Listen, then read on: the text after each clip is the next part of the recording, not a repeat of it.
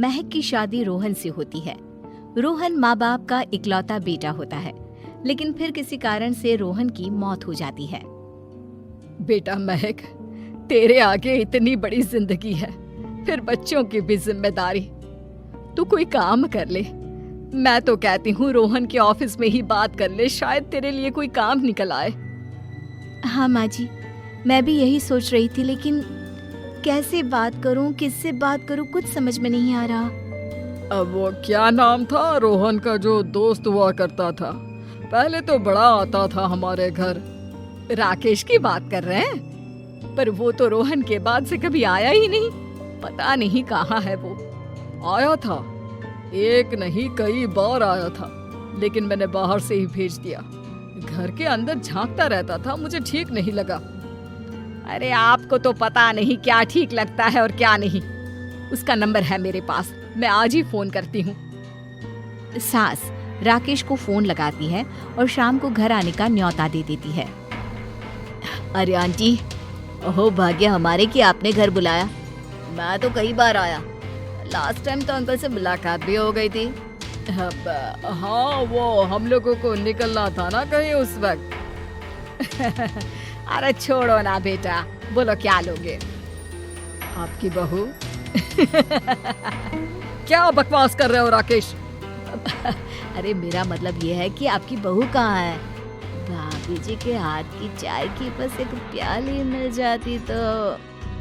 महक चाय लेकर आती है, लेकिन वो जैसे ही राकेश की ओर देखती है, उसे राकेश पसंद नहीं आता। वो अंदर जाने को होती है कि अरे भाभी जी कहाँ जा रही है? बैठिए तो सबके साथ। जी नहीं, बच्चों को खाना खिला रही हूँ, आप माँ जी से बात करें ना। अंदर जाने के बाद सास कहती है, अरे बेटा राकेश, वो क्या है ना, वैसे तो तेरे अंकल जी की पेंशन आती है, साथ ही ऊपर 2 मंजिल मकान से किराया भी, तो हम लोगों का तो अच्छा चल जाता है। लेकिन महक, उनकी चिंता आप न करें आंटी, आदेश दें बस आप तो। देखो भाग्यवान, रहने दो, कोई बात नहीं, मैनेज हो जाएगा। अरे क्या मैनेज हो जाएगा अंकल, हमें भी बता दें। आप चुप रहिए जी।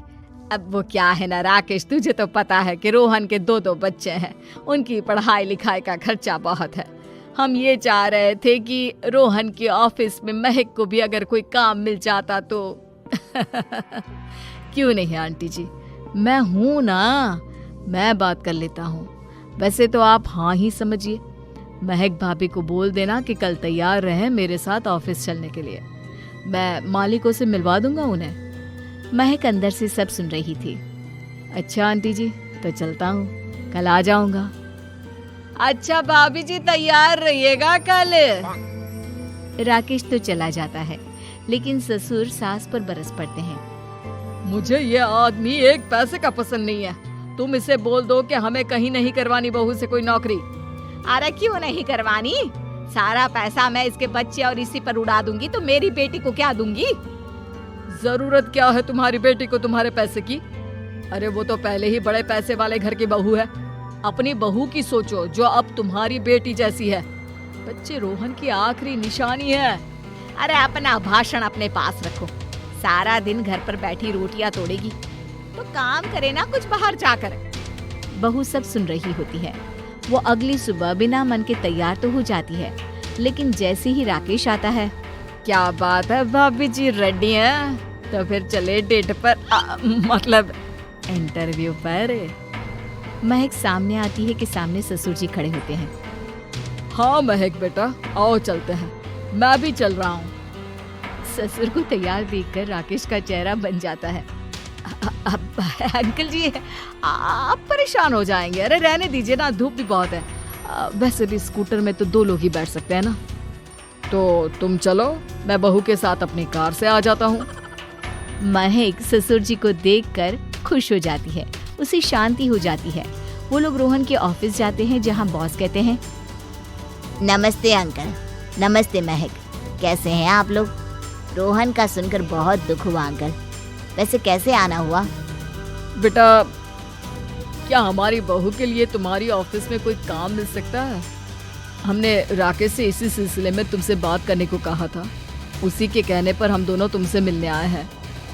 राकेश ने तो कोई बात नहीं की। ऊपर से उसने तो आज की छुट्टी ले रखी है, ऑफिस भी नहीं आया। बोल रहा था जरूरी काम से जाना है। महक और ससुर एक दूसरे को देखने लगते हैं। वैसे महक, क्या किया है आपने? I mean, इंग्लिश कैसी है आपकी?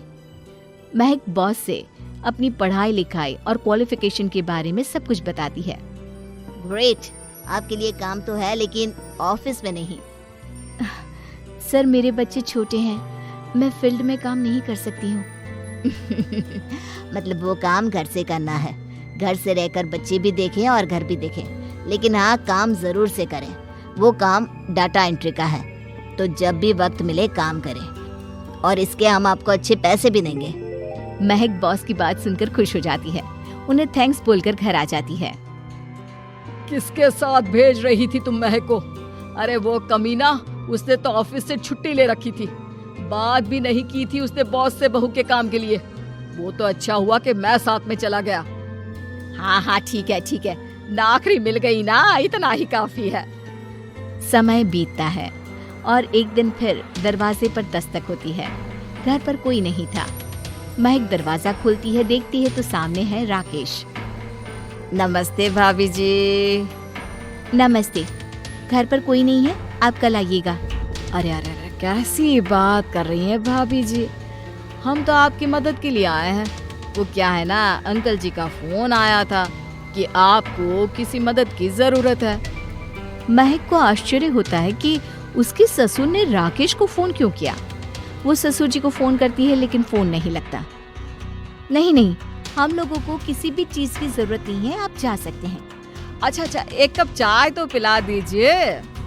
महक चाय लेकर आती है। चाय पीने के बाद, रोहन मेरा बहुत अच्छा दोस्त था।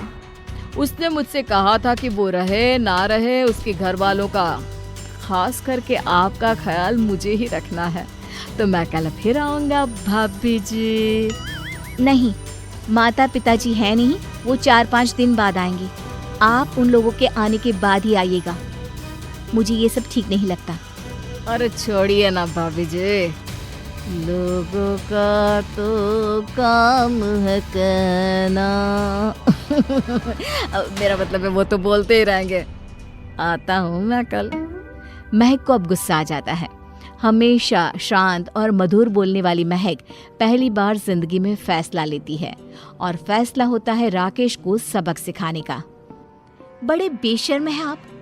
किसने कहा आपको कि आप आए? अरे भैया, साफ साफ बोला ना कि नहीं जरूरत है किसी की मदद की। मैं अकेले सक्षम हूँ अपना घर संभालने के लिए। आज आखिरी बार बोल रही हूँ, इस घर की तरफ आंख उठाकर भी देखा ना तो देख लेना,